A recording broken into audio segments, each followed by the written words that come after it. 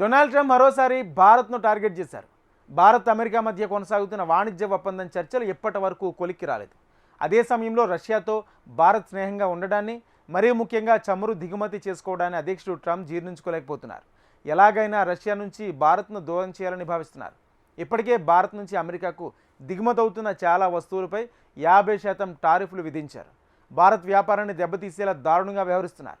రష్యాతో వ్యాపారం ఆపేయకపోతే మరిన్ని సుంకాలు తప్పవని మరోసారి హెచ్చరించారు. వెనిజులాలో అమెరికా చేపట్టిన సైనిక చర్యల నేపథ్యంలో అమెరికా అధ్యక్షుని చూపు మరోసారి భారత్ మీద పడింది. మన దేశం ఇప్పటికీ రష్యా చమురును కొనుగోలు చేస్తూ ఉండటంపై డొనాల్డ్ ట్రంప్ మరోసారి ఆగ్రహం వ్యక్తం చేశారు.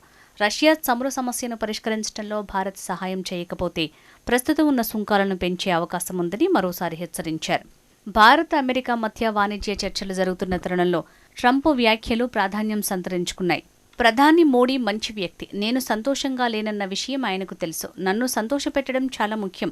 వారు రష్యాతో వ్యాపారం కొనసాగిస్తే మనం టారిఫ్లను చాలా వేగంగా పెంచుతాం అంటూ వ్యాఖ్యానించారు డొనాల్డ్ ట్రంప్. ఈ వ్యాఖ్యలు ఇప్పుడు అంతర్జాతీయంగా చర్చనీయాంశంగా మారాయి. వాస్తవానికి రష్యా నుంచి ముడి చమురు కొనుగోలును డిసెంబర్ మాసంలో భారత్ గణనీయంగా తగ్గించింది. గత నెలలో భారత్కు రష్యా చమురు సప్లై సగటున రోజుకు 1.2 మిలియన్ బ్యారెళ్ల మేర తగ్గించిందని అంచనా. నవంబర్ నెలలో రష్యా నుంచి భారత్కు సగటున రోజుకు 1.84 మిలియన్ బ్యారెళ్ల చమురొచ్చింది. 2022 డిసెంబర్ తర్వాత రష్యా నుంచి భారత్కు చమురు సరఫరా ఇంతలా తగ్గడం ఇదే తొలిసారి.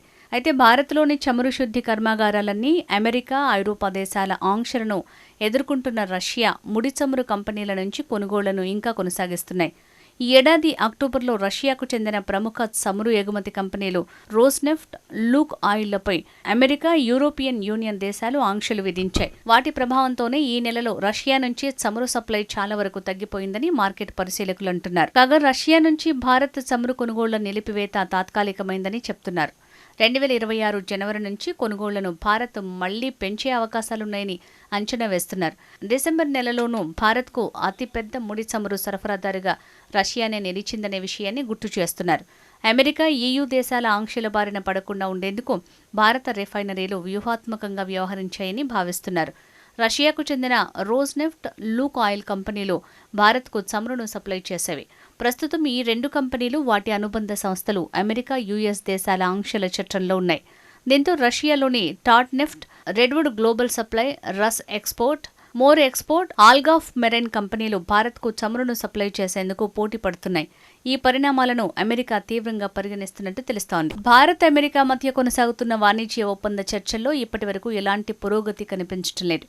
రష్యా నుంచి భారత్ చమురు కొనటం అమెరికాకు ప్రధాన అడ్డంకిగా మారింది. దీనిపై అమెరికా ఒత్తిడి తెస్తున్నప్పటికీ జాతీయ అవసరాలకు ఇది అవసరమని వాదిస్తోంది భారత్.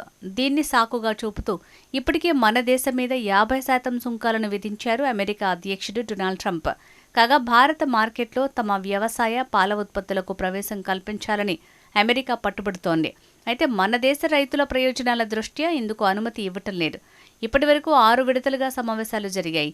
అయినా పెద్ద ప్రయోజనం లేకుండా పోయింది. దీంతో ఇరు దేశాల మధ్య వాణిజ్య ఒప్పందం విషయంలో ఇప్పటి వరకు పురోగతి కనిపించడం లేదు. మరోవైపు చైనాతో భారత్ సంబంధాలు కూడా మెరుగుపడ్డాయి.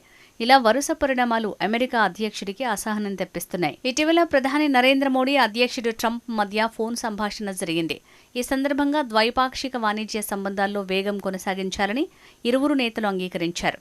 అదే సమయంలో భారత్, అమెరికా అధికారుల మధ్య తాజా వాణిజ్య చర్చలు కూడా ప్రారంభమయ్యాయి. ఈ చర్చల ఉద్దేశం సుంకాలకు సంబంధించిన దీర్ఘకాల వివాదాలకు పరిష్కారం కనుక్కోవటమే. అయితే ఈ చర్చలకు ముందు రోజుల్లోనే ట్రంప్ భారత్ నుంచి బియ్యం దిగుమతులపై కొత్త టారిఫ్లు విధిస్తామని హెచ్చరించడం గమనార్హం. భారతదేశం, చైనా, థాయిలాండ్ దేశాలు తక్కువ ధరలకు బియ్యం ఎగుమతి చేస్తూ అమెరికా రైతులను నష్టపరుస్తున్నాయంటూ వైట్ హౌస్లో జరిగిన సమావేశంలో ఓ రైతు ప్రతినిధి ఫిర్యాదు చేయడంతో ట్రంప్ ఈ వ్యాఖ్యలు చేశారు. ఇరు దేశాల మధ్య కనీసం కొత్త సంవత్సరంలో అయినా వాణిజ్య ఒప్పందం కుదిరితే సమస్యకు పరిష్కారం లభిస్తుందని భావిస్తున్నారు.